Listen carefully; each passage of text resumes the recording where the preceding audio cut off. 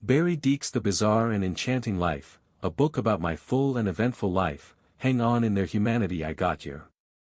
Dedicated to Rachel. Introduction. Beyond the earth plane exists the astral plane. I dwelled there for what seemed to be a very long time.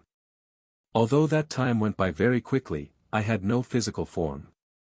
Somewhere all spirits like to hang out before coming to this world. I can recall long before I became part of this body, I watched history unfurl beneath me with all of its events. There were a lot of good things. Good news is no news, so it's hard to speak of all the love. There were wars, battles, murders, expeditions, droughts, famines, technological developments, kings, queens, emperors, false gods, and much more.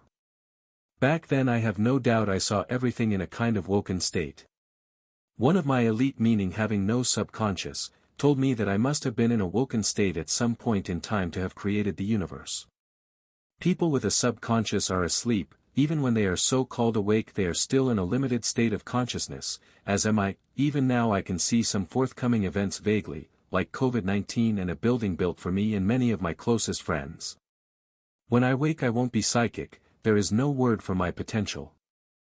I am reminded that I can't have political power by the people I work for, the elite. The elite have no subconscious, they are all miracle workers. Power corrupts, to which I am as vulnerable as anyone. I will be known as the man who can. Please don't refer to me as anything godly, there is no God. My guardian angels, who are the same as the elite but from a different planet, tell me that I created the universe and you guys. The elite are not God, they are not angels, as they like to call themselves, they are just humans with no ceiling to their intelligence. They use mind power as opposed to brain power. I can remember thinking it was a little late to come down to the earth plane, then in April 1977. I noticed the passage of time slowing, I found myself hovering above a beautiful golden newborn. I am that boy. I know nothing, I believe in nothing, well, not absolutely nothing, I believe in love. My mission in life is to effect and facilitate a transition, the transformation of what we have now to heaven on earth. Right now we are in hell. By comparison you would call it hell if you knew what beauty awaits. My one true love Rachel surely looks as beautiful as she would like to look, she actually looks too beautiful and I do indeed feel sorry for her. She is sick of the constant compliments, her looks are a burden on her. She is my thank you from my so-called guardian angels, for saving humanity, as you will see her face more than fits the bill. I have said in a poetry session, I would gladly save the human race for a smile off her miraculous face. That's all I want, I'm a simple man. I feel her spirit through the ether, her absence. Hope to see you in the pages that follow. All the dates of my life's experiences are actually misleading, false evidence of my manipulation, actually being fabricated by the elite. Chapter 1, How it was, how it is and how it will always be. From when I was 40 days old I have a very clear memory of a man with a full head of hair putting the Union Jack onto a hat to celebrate the Queen's 25-year silver jubilee. He sat on the floor whilst I was in a high chair. This was just before the Queen's silver jubilee when I was 40 days old. There were celebrations in the streets and I can clearly recall sitting in the middle of the street at a table. This is perhaps because of the radically different mind I am told that I have. Apparently this world is my mind, energy frozen in the form of matter, they are the same thing, energy and matter. Energy equals mass times the square of the speed of light, Albert Einstein's famous equation. Most people don't know it, but he was not the brilliant mathematician most people thought he was. He failed his first polytechnic admission attempt, his brilliance was the power of his imagination. I will solve the grand unified field theory. This is the unification between general relativity and quantum physics. Something Einstein and all the many great physicists that preceded him couldn't manage. I will leave hospital to a place for very clever people, I'm not entirely sure where.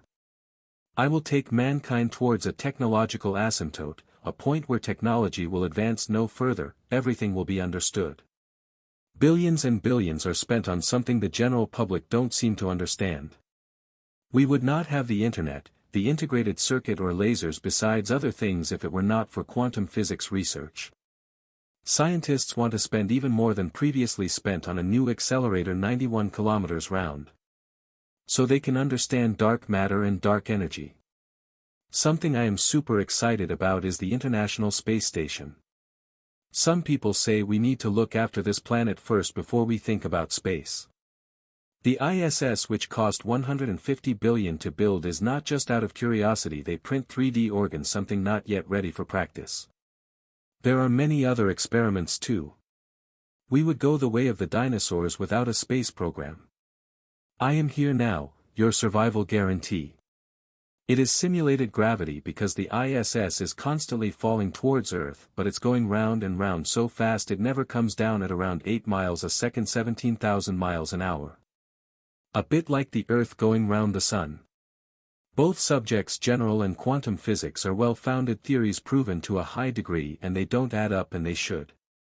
There is a reason for living greater than technological breakthroughs, scientific discoveries, or money, or anything physical. Once we transcend, the greater purpose has always been love and will always be by the joining of minds. When all this is over, there is no prejudice where we are going. You will have to travel no distance. Heaven is a state of mind rather than a change of place.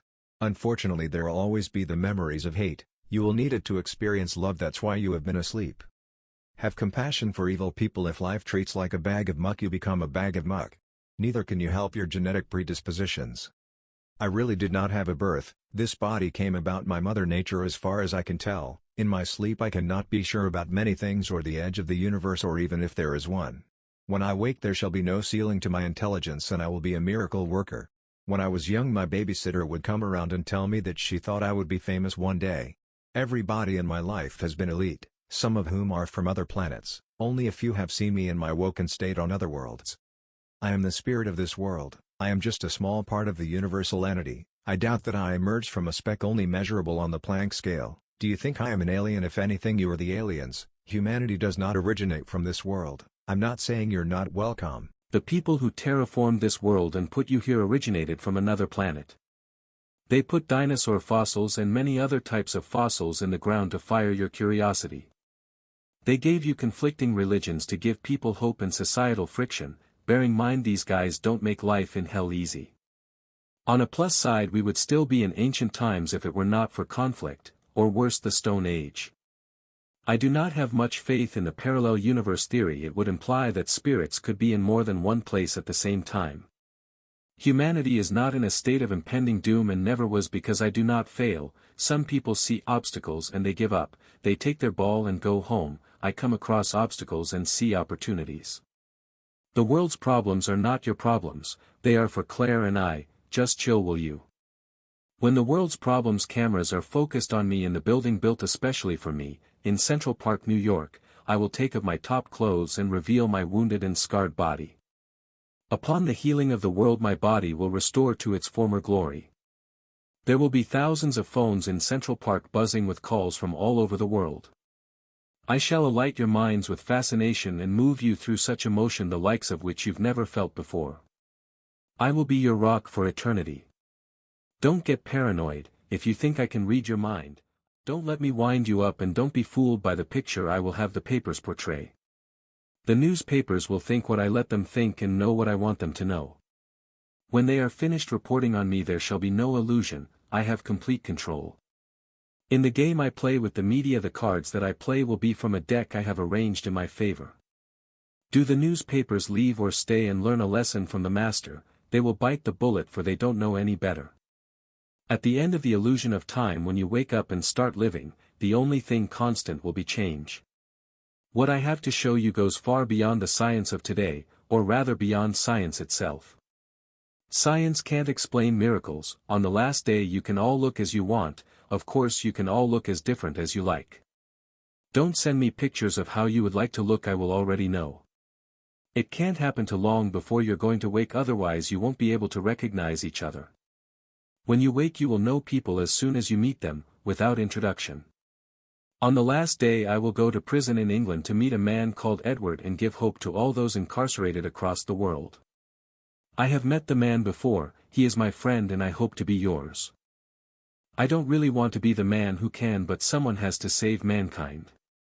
I can empathize with your fear, I am in a limited state of consciousness and I can feel your pain.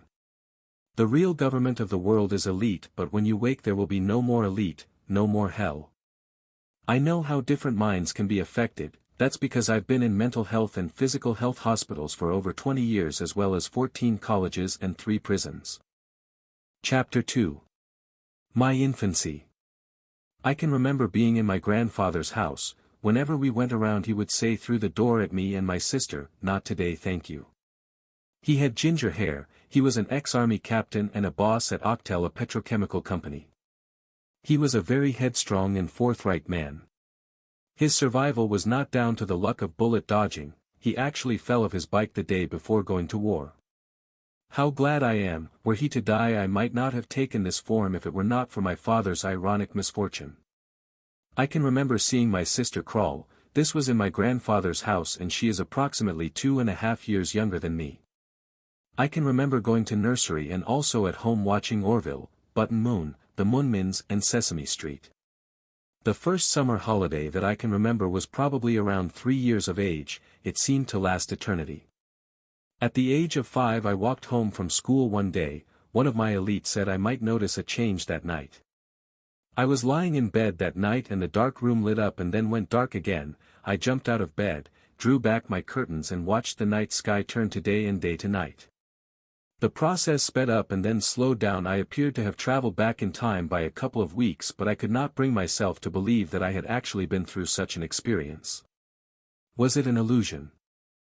Something I can better fathom is teleportation. I was teleported from a lady's back garden from round the block where I used to live, just 3 blocks away, quicker than I could blink. No flashing lights or lengthy wormholes. When I appeared outside the local shops I didn't feel the earth move or anything weird like that. My elite visitations continued outside the school gates, by tall men in black suits. They came with their cryptic messages, "Please do something for mankind, if of course you can't do anything we can sort it all out, but please do something." The elite told me that there were so many people in this world from their world that I could not fail. They have made suggestions like saying, "How could anyone have such effect with letters?" Asking a 5-year-old to save mankind is something you should never do. Saving a species like mankind without telling someone is also quite rude. This is why I write. In school at the age of 6 a young girl in my class told me, it said that life is like a test and the test in life of Barry Deeks would be the hardest of all mankind, and for that reason we have many people here in your world to help you. Everyone I have ever come into contact with, even to speak to, has been elite. Everyone I have ever fought has been elite. I only won thanks to their generosity. I may have been much physically stronger in many cases, but it does not even compare to mind power. In junior school that I was transferred to from the other side of town was where I had my first girlfriend. We used to play twisters holding on to each other's hands for anchorage, spinning round and round on the grass. We would cycle together in the corn fields and enjoy the occasional kiss. She was older than me. It felt very exciting at that age. One of the thousands of fights I had was with 6 boys in my year, drew blood on 2 of them and the other 4 scarpered. I had been boxing since 6 years of age and weight training fairly early. Boxing is a mug's game, that's why I gave it up. There were a few one-punch merchants in my high school. In the junior school I moved to I met most of them and I had gone looking for the toughest, found him, had a fight, lost, and from then on was seen as an aggressor rather than a victim. Later on in life my confidence knew no bounds. In Birkenhead I kissed hundreds of women. I could easily go into a karaoke pub, dominate the microphone, without the need for a drink, and kiss most of the ladies in the pub. At the time of writing I am in hospital, starved of affection.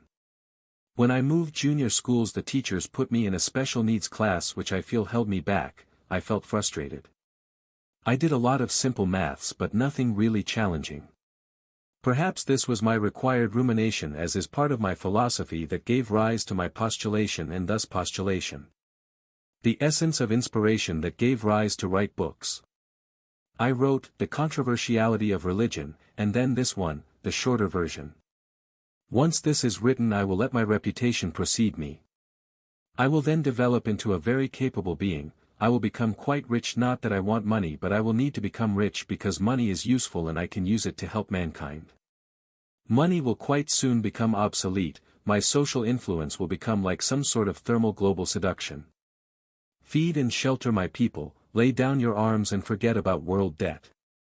Unless you love education. Don't bother, don't bully your neighbor, give him support. You're about to wake and realize that education is pointless. In the past we needed education, but you're all about to become infinitely intelligent and all-knowing. Don't plan your lives on the here and now, we just need each other like never before. I promise that whatever actions you take you will not go to hell, but bad people will have very few friends, however there are millions of bad people, although they will always have me. I can be in billions of places at once, enough to be with everyone. When you share your minds with me you will experience something you have never dreamt of before, for most of you. Sheer love and bliss you could not convey in 100 million volumes of literature. Imagine that sustained for eternity. It is not heaven really, because what most people think of is some utopia, but it way beyond anything you can possibly believe. This hell that we are in now is not real life: hospitals, education, pollution, the false illusion of climate change, pain, suffering, hunger, even jobs. Soon you will not need to eat or even work, shave or wash. Wash and groom yourself now, and in the meantime we will still need to work, but focus your attention on the needy, so we can all enjoy the transition. If not for me, do it for yourselves. Climate change is a fact, not a crisis. The Intergovernmental Panel on Climate Change, IPCC, have produced a report consisting of thousands of pages. The report includes many studies by hundreds of scientists. There are less people dying of heat exhaustion than extreme cold. Carbon dioxide is responsible for about 1% of just 1 degree increase in 100 years. Once in the highest degree, that's what some call it, there will be no more need for technological advancement, we will still have physical bodies and we will be able to touch things. There shall be no more artificial intelligence, it will be easier to create things using mind power. People like to travel, so there will always be machines of transport so we can enjoy journeys. Teleportation takes the fun out of a journey, sometimes people like to take it easy. I have experienced the bliss I speak of as I was coming out of a deep state of sleep, coming a joining of minds with one of my elite. There is a man who has a very special job of making me pure in mind, over a period of 9 days, so that I can be your man. Doctors are often sicker than the patients in psychiatric hospitals, maybe seeing one too many ill patients turns them. I have compassion for them, it's not their fault, they do such demanding jobs, it turns them into something they're not, there are no choices anyway. They can wreck people's lives when they tell their families they imagine things that haven't actually happened. I got myself into hospitals so that I may help people across the world in hospitals. It will not stop with psychotic doctors, I will get rid of so many evils. So many different forms of inequality, conflict and criminal behavior. Nobody is above me and no one below me, I created you all equally, or rather the larger part of who I am created you. I will need a little help from Claire in France. If Jesus Christ was the Lord of the dance, I would be the host of the party. Think of me as an interplanetary gardener who has come to harvest his crop. I'll take you somewhere you can be safe for eternity. The land will belong to you and you will belong to the land. If the human elite is God, then I am God's boss. I don't condone their actions, not in the slightest bit. As for me, I am not awake and not all good. When I'm pure in spirit, it will not change my past. As soon as I can do something, I will take away all the world's problems. Don't pray to me, don't worship me. When you look as good as you want to look and I can be with everyone for eternity, then I would gladly embrace the world. However, no one will ever take the place of my beloved Rachel. I don't think love can be explained in words, however when you are capable of seeing into my mind, words will not be needed. I will show you pure love. Now we shall take a look at some of my philosophy. Quite often the most hypocritical thing one can do is criticize hypocrisy, though this is no criticism. If it were not for the darkness of night, you would not appreciate the light of the day. Some people claim to know a lot whilst others who know far more claim to know far less. I don't dislike anyone, just some of the things people do and say. Feelings can describe any thought, though no amount of thought can describe a feeling. The smart man wins the argument, the smartest man avoids the argument. Take the weak under your wing, for they may be the strength that flourishes within you. Chapter 3. Adolescence. I went to a school called Sutton High Comprehensive School where I learned very little, but perhaps in a small way it prepared me for my self-education. There aren't people who teach, only get and lecture, people learn through an evolution of thought. I was valiant and much tougher than average. I was very much a loner and didn't like most of the other pupils. I respected the teachers and stood out because there was a general lack of respect from the people in my year. I did have one good friend, Richard, who I had known from junior school. He claimed he had known me from play school, at just a few years of age. In the first year I was in a special needs class with mixed ages. Then at the end of that year I moved into mainstream classes with my friend Richard. All the new classes were exciting, the timetable was something new, I was challenged if only moderately for the first time in my life. At the end of the school year I received a cup for making the most progress out of all the kids in school for the boys, which I shared with a girl for 6 months, and subsequently I moved into the middle stream classes. Next year I moved into top stream for all sciences. I played football but could never get the point, I was so bad. However, I enjoyed playing football at home across the other side of town with all my friends, and the same was true for cricket. In school I was always the last to be picked for teams, however things started to change when I played full contact rugby. I was good and people started to notice. I scored 2 tries in the first game I ever played. I was the only person to tackle the school bully, for which I was well respected. Although he was too big for me to bring down. I noticed that the other pupils had received a beating off this brute of a man. I realized that the person with the more severe problem was him. I told him once that the only people that were his friends were those who were scared of him. I asked him why did he make life so difficult and miserable for so many people. He said that he enjoyed it. What a stupid man. I regret not having made a stand against this man, but then that might have invited a gang to follow me, something I did not need. I needed more time to think and prepare for later life. I got a lot of attention of all the females in school. I think I would have liked to have taken more advantage, but was way too sensitive to be touched, but strangely it did not bother me getting punched. I think looking back I was only protecting myself. Still part of me feels that I missed out. Before I went to high school I was able to sense letters that I would write to school after being in high school in anticipation of things the IRA would do. Years after being in high school, I wrote letters in my first flat, which was very small, with a kitchen in the corner. After I left high school I went skiing with the school in Switzerland. I had a good time with other people I went to school with. However, there were ongoing issues. Upon my return home, it was necessary for me to go into a hospital unit called Pine Lodge for therapy. I was under stress because of all the bullying of other people. I went on camping trips in the Lake District. On one of those trips I met up with my friend Richard from school. We would go canoeing, walking, rock climbing and abseiling. We used to have different jobs: minute taking, chairing the morning meetings, hoovering, mopping and so on. We would take turns in washing and cooking. We went camping 3 times during my stay there, going home at weekends. I stayed there for 5 months, then I came back to school and home. School worked out when I got back. I just could not cope with seeing so many kids being bullied. Once again I left school and studied at home. I learned so much I felt like my head would explode. I don't know much about school, but I hardly learnt anything in mine. I educated myself in maths at GCSE level, but I read A level, even degree books in science. That's why I'm not very good at the syllabus. I keep flying off at tangents in assessments.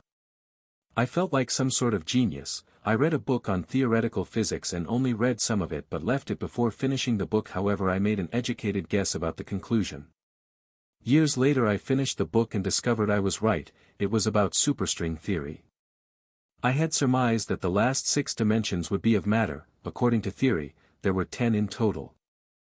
I decided that the world needed someone who could relate to the mentally ill, so I decided to work on a hospital section to promote understanding. On the 10th of September 1992 I went to live away in Burton-upon-Trent, living in a special needs college. Most of the students were below average intelligence. A few of us like me were smarter than average. We dominated the rest. They had names for me like Einstein or the professor. It put me on a pedestal for the years that I was there. My defense was always very witty. My philosophy has advanced over the years with my education. Now I challenge anyone on a level playing field without the system verbally. I fell in love time and time again, but my final obsession was with the unreachable Rachel who has been in my heart for so long. After the short time I was with her I was determined to woo her. When I lived in the Midlands I moved around different houses regularly, often told I would be moved on the day, even the hour. The elite have said that somehow, much to my surprise, I have spent my time in a protective bubble, can't see it somehow. I admit I have a lot of hang-ups, more than your regular wardrobe. At the beginning of the third year, which was the second year of my diploma in science, I was 1 year away from going to study physics in 1996 when I was hit by a lorry in 1995. I have the memory of planning to jump in front of a lorry. Since I have learnt my guardian angels had implanted that memory and they threw me in front of a lorry, guardian demons I call them. It gave me a chemical change in my brain to substantiate my being God, even though I apparently came about by natural conception. However, I still maintain there is no God. Now I feel I'm not of woman born, there's a little Shakespeare, from the Scottish play or Macbeth if I dare. For decades I wandered around accumulating knowledge to perform certain tasks. I wrote letters and books saying that I would fulfill a vow to save mankind. My promise to you is to bring heaven to earth someday. I moved out of hospital on the February 12, 1977 in the West Cheshire, where I met Rachel, to a hostel on the Barrowmore village on the outskirts of Chester for a few months. It was quite pleasant and it had a pub across the road from the hostel. During my life I have met thousands of different characters, many with a unique brand of psychology and mannerism, some funny, some clowns, others boisterous. All in all, I've led a very colorful and fascinating life. This hospital I'm in now at the time of writing is just 20 minutes walk away from where I used to go to school. The school has now been knocked down, houses are in its place. I experimented with my newfound freedom and took taxis to nightclubs. I found life quite exciting, to a certain extent. I was master of my own domain. One might say that if we were somewhere having a conversation, then it is a fact that it is happening. There are those who say that it is not necessarily so, just a virtual reality simulation. What is reality anyway? Are we just toys of something more sophisticated? How would you really know? Truth is, life is as real as you want, no one is using you for entertainment. I used to be friends with a very bright young man called Robert who knew a professor of physics. The professor wrote a book on the human intelligence being based on assumptions. Some say there is no free will. A lot of top doctors in the field of neuroscience have done work to disprove the existence of free will. Free will isn't a delusion, just people's construct around the idea that such a thing exists. It's only an illusion if you want it to be. Just ask yourself, do you really think that you chose your thoughts? One conflict of opinion according to Sam Harris is of religion versus science, and science must win all the time. Harris is a neuroscientist and he is absolutely brilliant at rhetoric. Apparently these days most any educated person will say that the earth is not flat. Yet, as most certainly is the case, we cannot know for certain. Astronomers and quantum physicists will admit there are no absolute certainties. There must be some error in the two areas of physics, for they don't agree, both could be wrong.